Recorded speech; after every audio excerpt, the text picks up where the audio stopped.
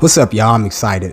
So just like most of you, I was looking at my YouTube notifications when I noticed that I had a bunch of notifications popping up. Man, wasn't really paying attention to them because I was over there making a steak, but took a look at my YouTube notifications and I see that the David Benavidez finally got him a fight. The young man finally got a fight, man. Finally got a fight with his arch nemesis Caleb Plant, and I'm definitely looking forward to it. Excuse me, I'm still a little sick.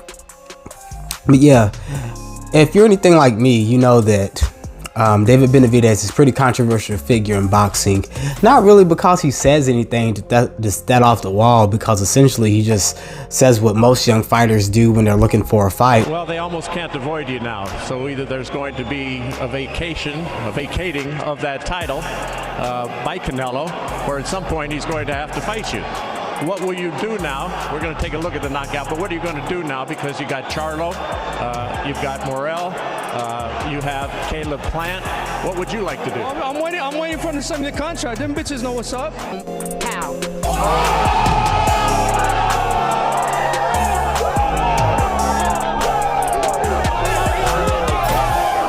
It's just because people are pretty, polar to how they feel about him.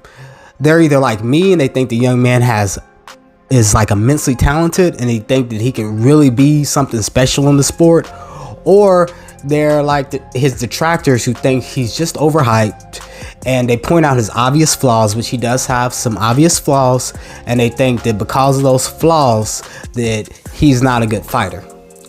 But even though he does have some obvious flaws, like the one that we can obviously point out as being his two biggest flaws are the fact that he's a relatively flat-footed fighter and he has some pretty obvious defensive discrepancies.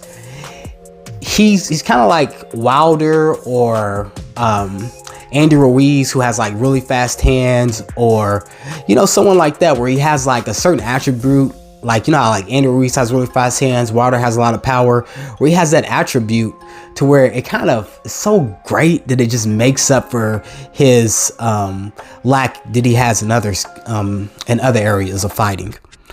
Like, he might not have the best footwork, he might not be the most slick fighter, he might have some pretty glaring defensive weaknesses, but it's just that his hands are so fast. He's such a great combination puncher. He has so much power. He has so much stamina for a guy his size. He just keeps coming and coming at you.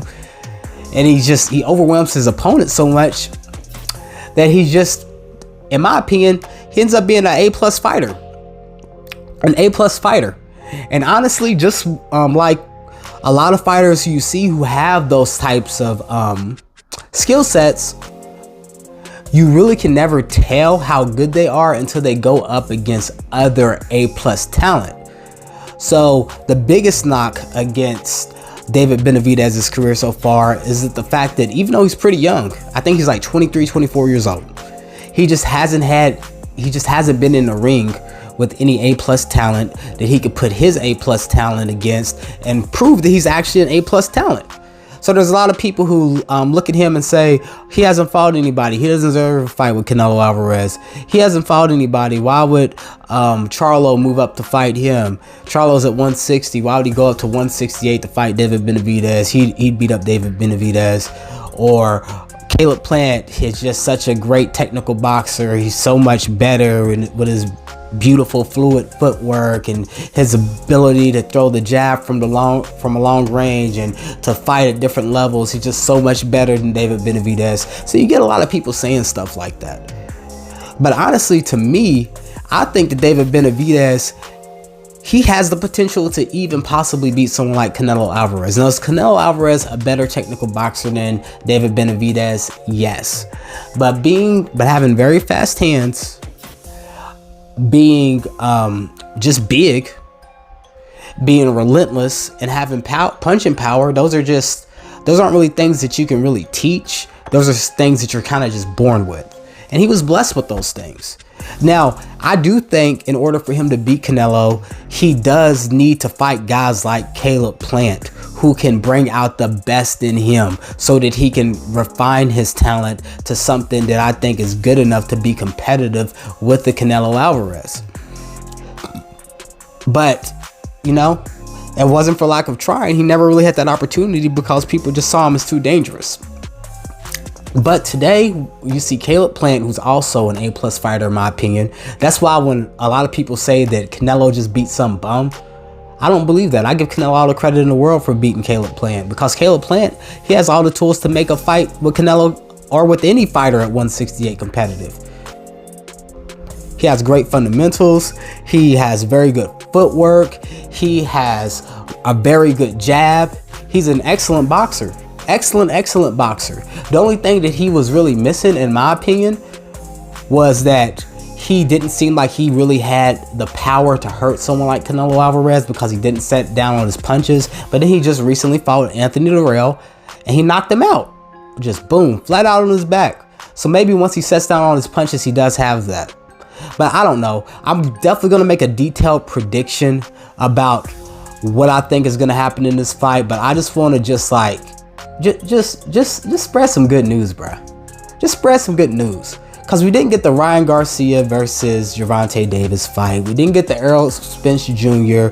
versus Terrence Crawford fight. There's a couple fights that we didn't get. And also there's a lot of fights like this one that were being pushed back because they were negotiating those fights. So they were keeping the schedule open. But now that they're not, I'm just happy to see the fights. And right now, I know that we talk stuff about all the different promoters and the different companies in boxing. Like, people talk stuff about the PBC because they have a bunch of in-house fights, like this one that they should have made a long time ago that they hadn't made for some reason. Or people talk a lot of stuff about, you know, Bob Arum and how he wasn't able to negotiate and get Terrence Crawford more fights while he was in the stable with them, and just things like that. But let's give them their credit. Because even though that these are just money-hungry entities that are just trying to use the sport of boxing to make as much money as possible, you got to give them credit when credit's due. Bob Arum right now is pushing to have Vasily Lomachenko fight Devin Haney, even though that may be something he's just doing just to keep the belts with Top Rank. I don't care why he's doing it. I'm just glad that it's happening. This Caleb Plant versus David Benavidez fight is finally taking place. And recently, we've gotten the Charlo versus Castano fight. We've gotten the Spence versus Ugas fight. On the Bob Arum side, we got Robson Corsaccio versus Shakur Stevenson. We got the George Kambosos versus Devin Haney fight. And we're going to get some more good fights. Honestly, you might see a pretty good string of fights happening on both sides if everything goes correctly. It might not be the best fights that we want, but it's going to be a pretty good stream of fights, because we could realistically see on the Top Rank side, if you look at the 135-pound division, within the next year, Lomachenko versus Devin Haney, and then Shakur Stevenson versus the winner. That's pretty great.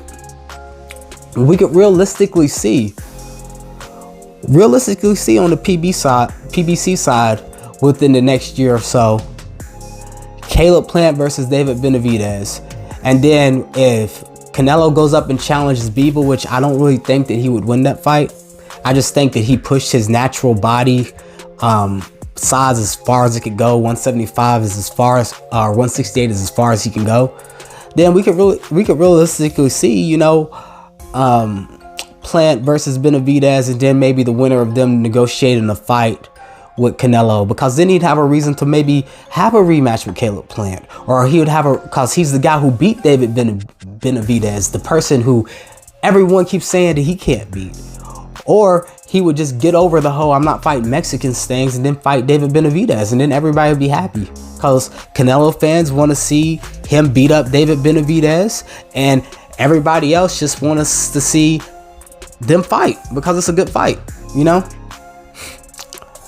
But, and honestly, even if Canelo does not, you know, decide to fight Caleb Plant or David Benavidez, with Charlo down there at 160, this might put pressure on him to move up to 168 and to challenge the winner of that fight. Or if he were to stay down there, I don't know. They might be incentivized to maybe push for Charlo to get a fight.